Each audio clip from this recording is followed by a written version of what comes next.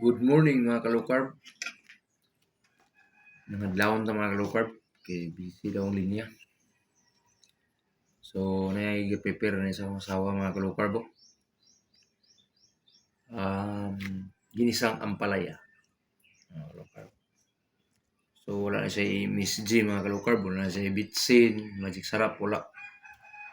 Pilning. Ginisang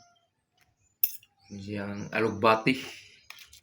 So, wala gyapon ni sa MSG mga ka-low carb. So, source of fiber. Let's fiber na siya mga ka-low carb. Natay bulad mga ka-low carb. So, source of protein mga ka-low carb. Sunny side egg. Napuntay nilagang itlog mga ka-low carb. Atong source of fats mga ka-low carb. Chicharon. Ay chicharon gamay na mga ka-low carb. Nya kuryoso mga ka-low carb. Nilagang gabi. So, ano man gini atong daily routine mga ka-low carb. Atong pagkaon, ani naman yun. So, bawal na nato ang high in carbohydrates nga mga pagkaon, mga refined carbohydrates nga pagkaon bawal. So, atong asin gali mga ka-low carb. Atong asin, atong kape mga ka-low carb. Atong kape mga ka-low carb, butangan na nag-asin mga ka-low carb. Kaya lagi ta mga ka-low carb.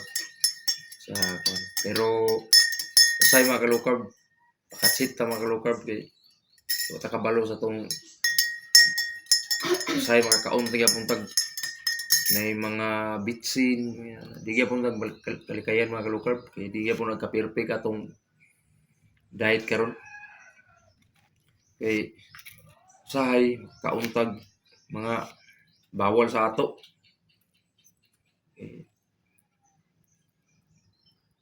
So, yung mga ka-low carb, unahon na ito ni Indian spinach mo nila. Indian spinach.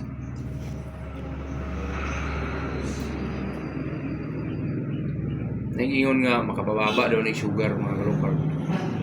Try na to. Mababa pag itong sugar mo. Ubos pag siya. Kanta mga ka-low carb. May mga ka-low carb.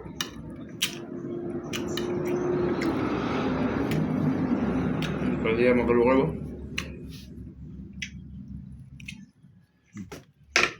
Kapihan ito mga ka-low carb. Kapihan ito.